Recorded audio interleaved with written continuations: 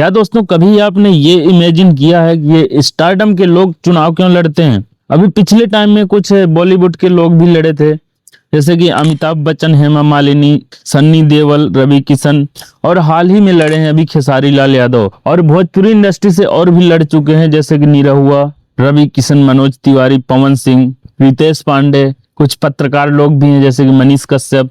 और मनीष कश्यप की बात की जाए तो मनीष कश्यप भी किसी स्टार से कम पैसे नहीं कमाता सोशल मीडिया से।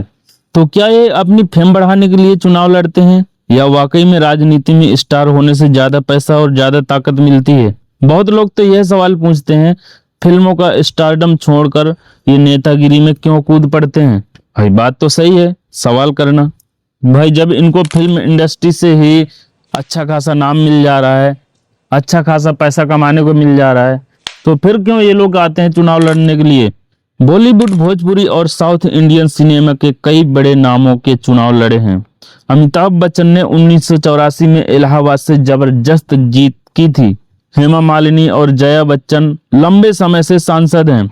सन्नी देओल और किरण खेर भी अभी बीजेपी से एमपी है। रवि किशन गोरखपुर से जीत चुके हैं। एक बार गोविंदा ने भी राजनीतिक पारी खेली थी।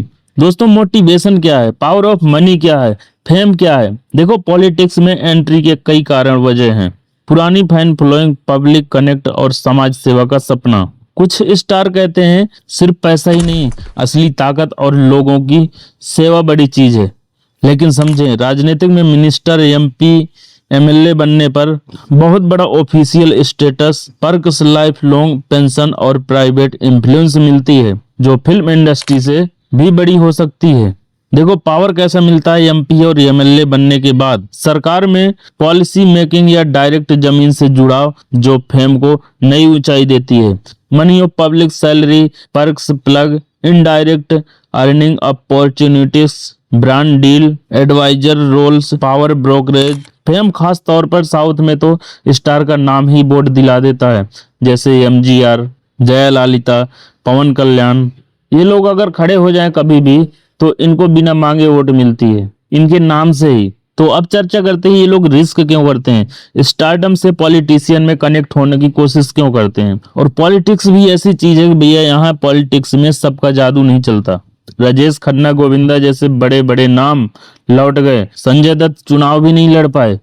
मीडिया सिक्योरिटी, विरोधियों की चाल और दिल्ली मुंबई की राजनीतिक बिल्कुल अलग है दोस्तों। क्यों अलग है? क्योंकि वहां के भाई शिक्षित लोग हैं। अब जैसे छोटा राज्य तो नहीं कहूंगा, जैसे यूपी हो गया, बिहार हो गया। बिहार थोड़ा छोटा है बट यूपी तो भाई बहुत बड़ा है। अब यूपी के लोग मूर्ख हैं तुलना की जाए मुंबई से। तो एक्टर जीते तो बहुत ज्यादा हैं पर कामयाब गिने चुने लोग हैं। हेमा मालिनी, जयललिता, शत्रुघ्न सिन्हा, पवन कल्याण जैसे ये लोग सक्सेस हैं। इनके नाम से ही वोटिंग आज भी मिलती है। अमिताभ बच्चन सदी के महानायक, इलाहाबाद से चुनाव जीते पर पॉलिटिक्स प्रेशर से किताब छोड़ दी। तो भैया ये होता है, अगर कोई पॉलिटिक्स में उतर जाता है तो उनको पिछला काम छोड़ना पड़ता है। अगर आपको यकीन नहीं हो रहा तो आप एक बार सरपंच का चुनाव लड़के देख लो गांव में। अगर आपका अच्छा खासा कोई बिजनेस चलता है, अगर आप नेतागिरी में उतर गए तो आपको भाई साहब पिछला काम बिल्कुल छोड़ना पड़ेगा, वरना आपकी प्रधानी नहीं चल पाएगी। अब उसमें भाई कंट्रोवर्सी खड़ा हो जाता है, या फिर अपना बिजनेस देख लो या फिर सरपंची देख लो, यानी नेतागिरी देख लो।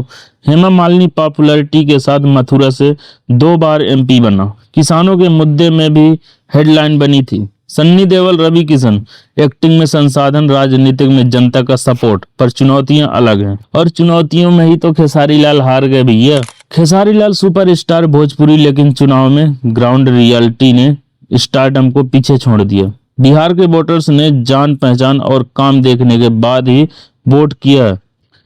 यानी कि भैया खेसारी की जो हार हुई इतनी बुरी तरीके से भी नहीं हुई जिस प्रकार से लोग उसको क्रिटिसाइज कर रहे हैं। खेसारी भी बोल रहे थे कि ये हार हमें स्वीकार है और ये हार जीत तो होती रहती है, तो सत्ता है।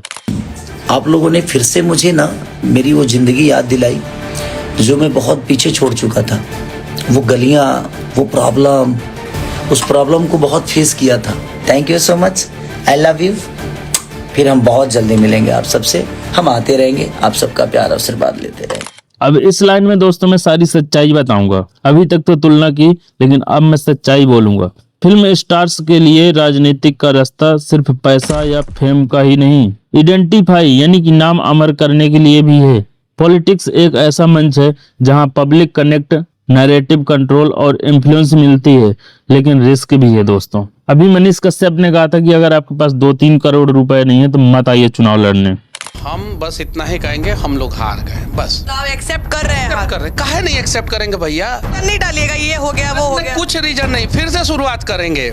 नोटा को मिला है जितना आप लोग के उम्मीदवारों को नहीं मिला। हाँ, अफसोस नहीं हो रहा कि बीजेपी में रहते तो विधायकी बनी जाती? एकदम अफसोस नहीं। अकेले लड़ जाते महाराज तो सुनने में आ रहा है कि ज्यादा वोट आ जाता। आप जन स्वराज में जाके वोटवा कटवा लिया अपना। बहुत सारी बातें हुई प्रशांत किशोर जी से, तो उसमें उन्होंने भी ये बात बोला कि मनीष इंडिपेंडेंट होते तो तुमको ज्यादा वोट आता। कितना खर्च होता है भाई, युवा को बता दीजिए ना। तो अगर आपके पास 2-3 करोड़ रुपया नहीं होना, मत आइए चुनाव लड़ने।